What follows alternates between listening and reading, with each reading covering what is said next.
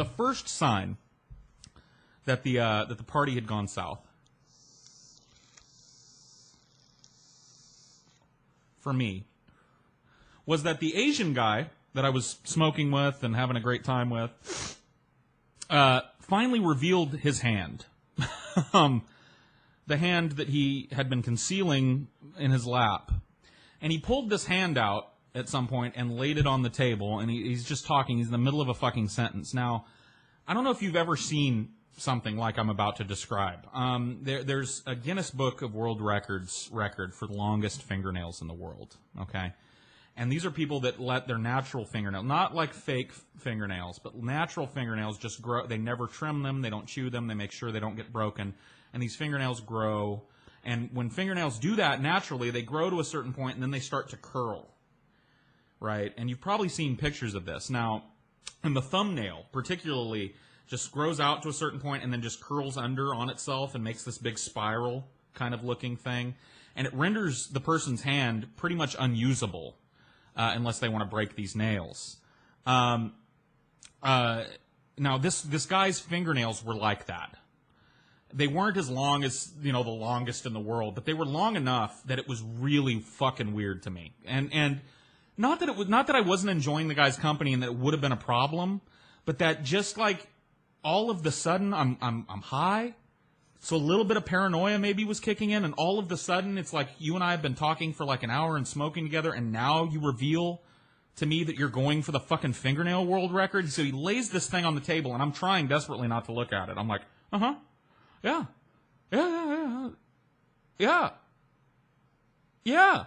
It's fucking weirding me out. And so at this point, I hear a noise over from the pool spa area. And I kind of look back over my shoulder at the spa area. And the people that were in the spa smoking and drinking and having a good time and yucking it up are now all of them are fucking in the spa. Once again, I don't really have a problem with that, per se, but it was just a combo effect, right? Fingernails are revealed to me, and then I look over my shoulder, and all of these nice people are all fucking. In the spa, outside of the spa, a couple of them had moved over into the heated pool and were fucking in that. It was just like, it was a full-blown orgy. Now, a lot of people watching this video are probably going, Paul, why didn't you go jump in? And the answer to that question is not simple. I didn't go jump in because it freaked me out. And once again, I'm not standing in judgment of what they were doing. It's just, it was the combo effect where this very normal, very nice party suddenly became a fingernail sex party.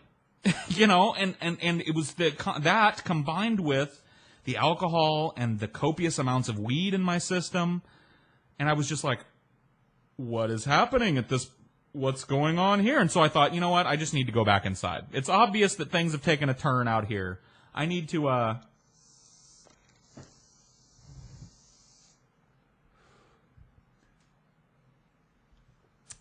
go back inside. I desperately need to get back to Buffy. So I make my apologies to the Asian man. I'm like, dude, I gotta go. I need to go get another drink. He's like, okay, man, that's cool. If you come back out, we'll smoke again or whatever. I was like, okay. And I walk back to the house and go back inside. And I open the little back door and walk in, and immediately I'm like, this is going to the bad. This has gone full fucking bad now. Buffy, the first thing I see when I walk in is the bar. Buffy is no longer behind the bar. And that was already, because she was kind of my home base at this party. I never saw the girl that I was there that had invited me. She had never shown up. If she was there, I didn't know it. But Buffy was my home base because she and I, we hit it off. Buffy's not there. I look at the living room where before I had gone out back to smoke, there were people playing guitar and laughing and hanging around on the couch. Now there are people fucking on the couch, okay? The guitar guy is there. I recognize him, and he's plowing a girl on the couch. And then I look over towards this big mantle, this big fireplace. This place had a giant, marble-mantled fireplace in it. And I look over at that, and there are 3 guys. And look, I tell this story to my friends, and I get the feeling that a lot of them think I'm what I like to call pouring on the hot sauce. Like I'm exaggerating this story a little bit. That some of this stuff didn't happen. That maybe I just saw some people fucking and got freaked out. I don't know what to tell you to make you believe me, other than I am not shitting you about this. Is one of those rare stories of mine where I don't need to add any hot sauce, okay? I don't need to exaggerate. I don't need to highlight anything. It just is what it is. So I look over at this big marble mantle, and there is Buffy. And Buffy is wearing, not what she was wearing before, which was just a nice collared, shirt. She looked like a bartender. Buffy had taken her bartender garb off and was now wearing like a dominatrix corset. Like a corset, the laced up the front thing, panties, and like stiletto boots, and which is fine. You dress how you want, but there are 3 dudes chained, or handcuffed, or in some kind of restraint, side by side with their asses facing out, pinned, and they're all naked. Every last one of them is naked and ball gagged. I can see the gag thing. And they're strapped up, and Buffy has a whip, like a cat of 9 tails, a flog, or whatever you call it. And she's smacking these guys, and if they make a noise, she's yelling at them. She's like, I didn't tell you could make a fucking noise. You keep your mouth shut. That's what the ball gag is in there for. I don't want to hear any whimpering out of you. And she's whacking these fucking guys, right? And I'm like, now, you have to understand, if I wandered into something like that now, while it wouldn't be my scene, I think I would be a little better equipped to deal with it. But at this point, I'm like 16, maybe getting close to 17 at this point. I'm a virgin. And I've just never been exposed to BDSM at all. I've never been exposed. I've never even come close to an orgy. I've never seen somebody with fingernails. This is all, and on top of it, I'm not sober. I'm fucking stoned and drunk. And so all of this is just swirling around in my head. I'm like, holy fucking shit, what happened? What happened in this place?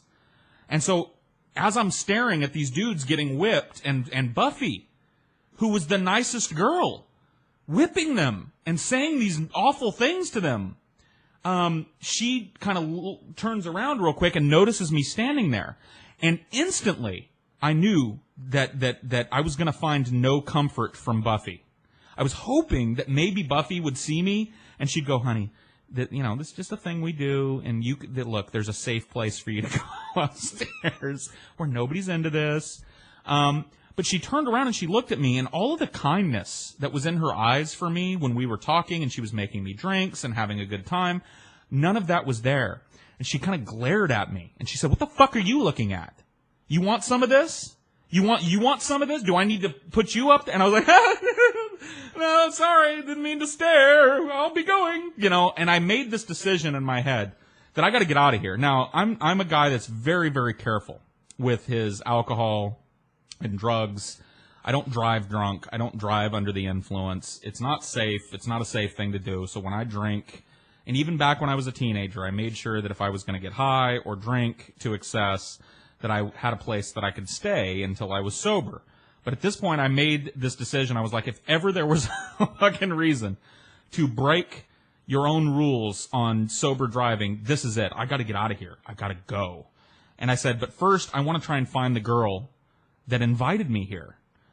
So I walked kind of out of the living room area into the foyer, and there's a dude standing there. And I said, have you seen so-and-so? I named the girl that had invited me. He's like, yeah, I saw her go upstairs a while back. I think she's up there. I said, oh, cool, thanks. So I ran upstairs real quick, and all the doors are closed.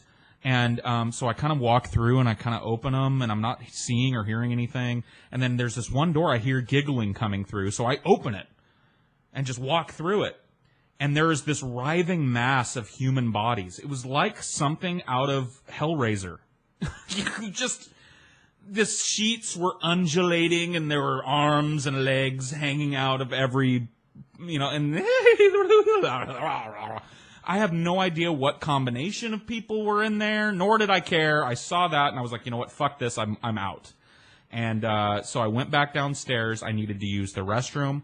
I went into the bathroom to take a leak. I peed, and then I sat down on the toilet to try and collect myself because it was the first time since the fingernails came out that I was alone. And so I just started to breathe, and as I'm sitting there breathing, I hear a noise in the shower. I look over to the shower and kind of lean back so I can see around the shower curtain, and there are two people fucking in the bathtub. So it's like, I was like, fuck it. And I got up, and I left. Now, an interesting twist on this story, as if it's not twisted enough, I left, and I never spoke to the girl that had invited me to this party about it. I never asked her. She asked me if I'd come a couple of days later when I saw her, and I was like, oh, yeah, I came, and I just, I didn't see you, so I had to bounce. And she was like, oh, okay, that's cool. Made no mention of the fact that, at 11 o'clock or 11:30 or whatever time it was that house turns into a fucking, sadomasochist dungeon, that at 11 o'clock everybody's like, oh shit, we got to put on our leather chaps and start spanking each, nobody, no mention of it. And so I said, you know what, I'm not gonna say anything either. That girl ended up being my first long-term committed sexual relationship down the road when I was 19 or 18. She's the girl that I saw at college, and if you've seen my old Q&A videos, you've heard that story. But that was her. And so after we had been dating for a couple of months, I asked her finally about the party. And she goes, why didn't you mention this to me before? She was like, I just figured you were kind of cool with it. And I was like, no, I was not. I mean, not that it's, anything wrong. And look, I'd known that she was a promiscuous girl before I started dating with her. She had been with, and that didn't bother me. But I didn't know that was her deal. She was like, yeah, I just, I thought about you when they were going to have one, and I thought you might be into it, and you were, young, and I thought you might get laid, and all this fun stuff, and I thought you might like it. And I was like, you could have prepped me. You could have prepped me, is all I'm saying about that.